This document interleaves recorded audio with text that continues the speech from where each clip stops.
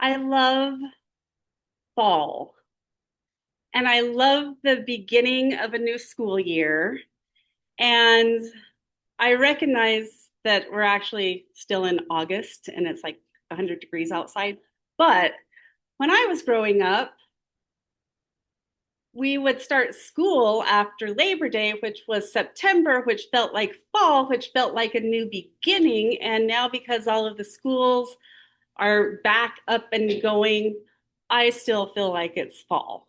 So, and I I may be unique, but even though September, October, November, they're the end of the calendar year, for me, fall was always that season of new beginnings. It was when a new year of school started. My birthday's in September, so it was a new year for me. So it always felt like new beginnings.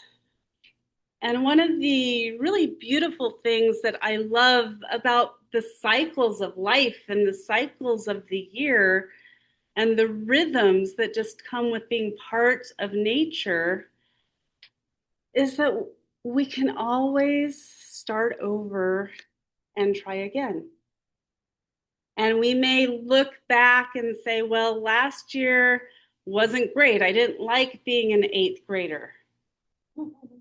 But now I get to be a ninth grader and I get to maybe start over. Or even like Danny, I just took her back last week, and last year she was in the dorms, and this year she's in her first apartment. And it's like starting over. And the thing that I realize as I get older every year is that we are never too old to start over. So I want us to think about that for just a minute. We are never too old to begin again. And it kind of doesn't matter what area in our life we're talking about. I know that we have some magnificent, beautiful gardeners here in this congregation. And my garden is not one of them. My grass is not one of them. But every spring there's this like sense of optimism that this is a new grass year. This is a new year of flowers. Maybe this year I'll plant them and then not forget to water them in August. And then there's this is the year that we're having a drought. So even though I was optimistic about the grass in the garden, sometimes we just have to let things go and know that other things are more important. My grass this year doesn't need the water. And so we'll start over maybe next year, or maybe next year we start over with some xeriscaping and totally start over with a new paradigm. And we can always do that, whether it's our home, whether it's our garden, whether it's a school year, whether it's a new job, whether it's retiring from a job that you've done for decades. And now all of a sudden you're letting go of this rhythm of life and you're entering into a new rhythm of life. We can always do that. And what's really interesting, if you think about it, each year, each cycle, we're the same. And yet we're different. We've been in this building, this sanctuary building for over 10 years now. And I look out and we're the same. And yet we're not the same. We're different. It's the same beautiful faith community, but some of the people sitting in the chairs are not the same people who were sitting here 10 years ago. And some of you who were here sitting 10 years ago maybe don't look quite the same that you did 10 years ago. And yet, here we are. And that to me is fun. It's fun to be able to say, okay, I'm starting over. I'm doing something new.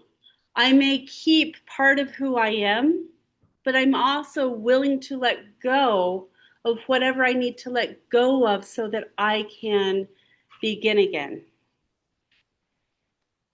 And I've told this story a few times, but I love it. So I'm going to probably tell it every year. But there's a story that came across on Facebook a few years ago.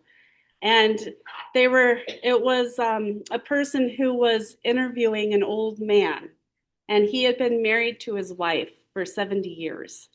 And they said, what is the key to this beautiful long marriage? And he said,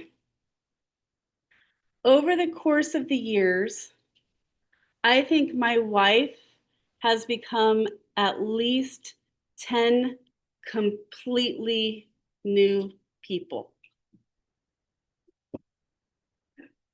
And I fell in love with every single one of them.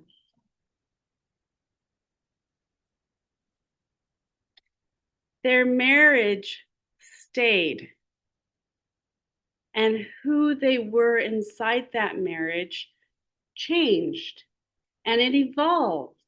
And who she was as a human changed and evolved. Who he was as a human changed and evolved. And the marriage was different 70 years later, but it was the same. And so it's this beautiful example of embracing change while holding on to what is dear to us. We have to allow ourselves to change. We have to allow the people around us whom we love to change. Because change is a natural part of being alive. And we can sometimes see that even in the world of the media or the world of politics. There's always it's like a game, and people are interviewing this person or that person, trying to get the gotcha questions like, well, when you were interviewed 10 years ago, you said A, B, and C, and now you're saying C, D, and F. And sometimes it's just plain hypocrisy, but sometimes it may just be that somebody has evolved in their thinking. They have changed how they see the world. They have expanded what they understand. And so, what they thought they knew 10 years ago is not how they understand the world today. And isn't that okay? I think a new perspective, a wider lens, more life experience is good. And so as we grow, we learn, we evolve, we change. And I've been thinking about this.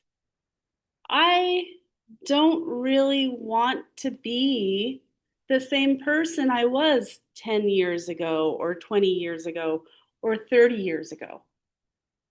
I kind of like who I'm becoming now. And 10 years from now, I don't want to look back and say I'm exactly who I am then, who I am today. But, and here's the key, and this is what I was thinking about, I do want to live a life and make decisions in the present time that will allow me to look back in 10 or 20 or 30 years from now and say, I like the person I was back then. I'm proud of the choices I made back then. I don't want to stay the person I am today, but I hope my future self will look back and appreciate my present self.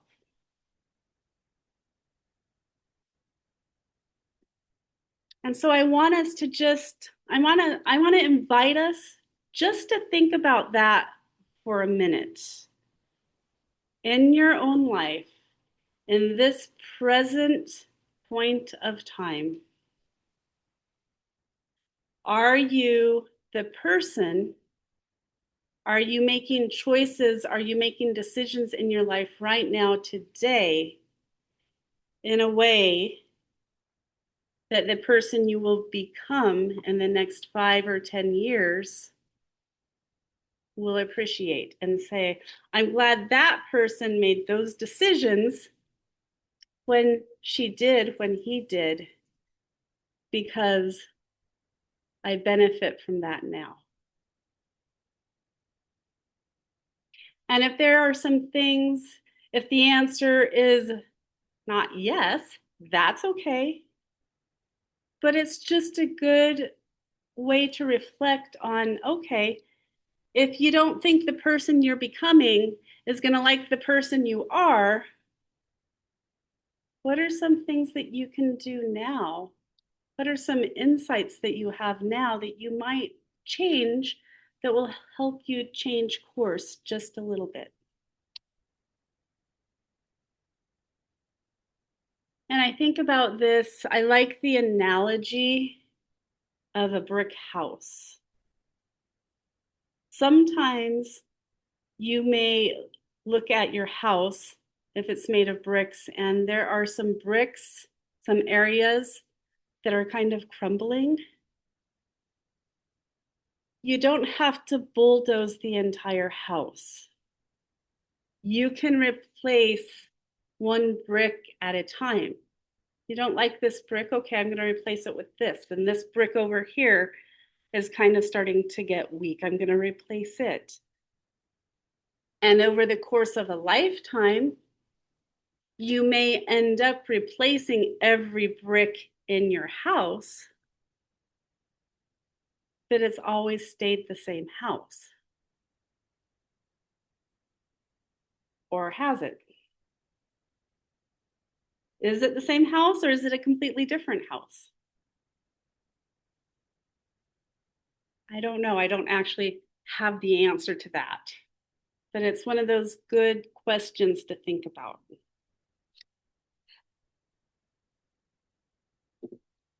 And so, as we are moving into, for those of us who are parents or students or grandparents that have children in our lives, as we're moving into this new school year, as some of us may be moving into a sense of it's time to retire, as some of us may just be moving into a new phase of life who have lost people that they love and have to start over without those people. Are you allowing yourself to do that? Are you giving yourself permission to hold on to the love, to hold on to the memories, and to also say, I'm going to move forward because my life is not over. My life has not stopped because life never does stop. Life has a continuity, it has a thread of continuity in it. And it's just, I think it's fun every so often to look at those threads and say, where have we been Where am I now? Where am I going?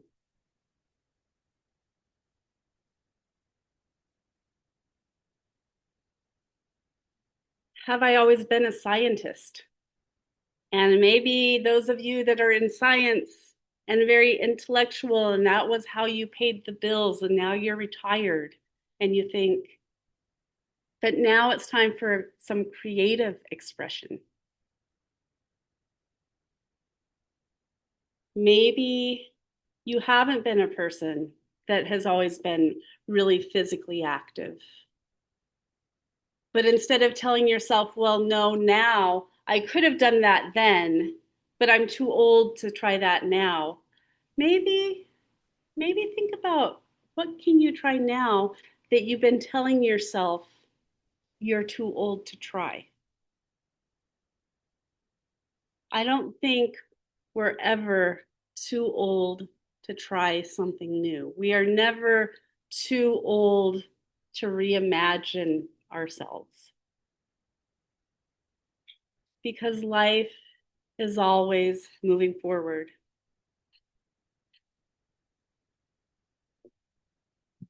And so I invite us to think about that today. What are the new beginnings? Something new that you can think about trying or starting this week, like right now, even today. Maybe you go try a new restaurant. What are some of the things in your life that perhaps you're ready to let go of? Some of the old hurts, some of the old grudges.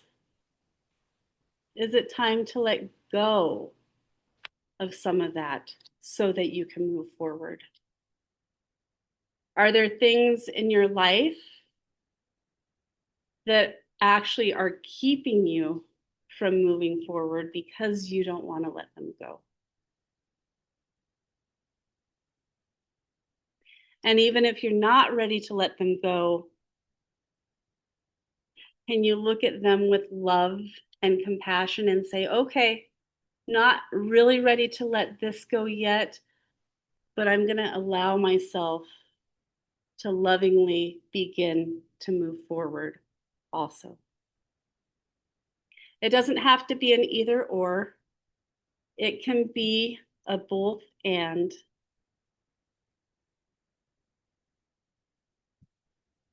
But we don't have to be scared of change. We don't have to be scared of evolving.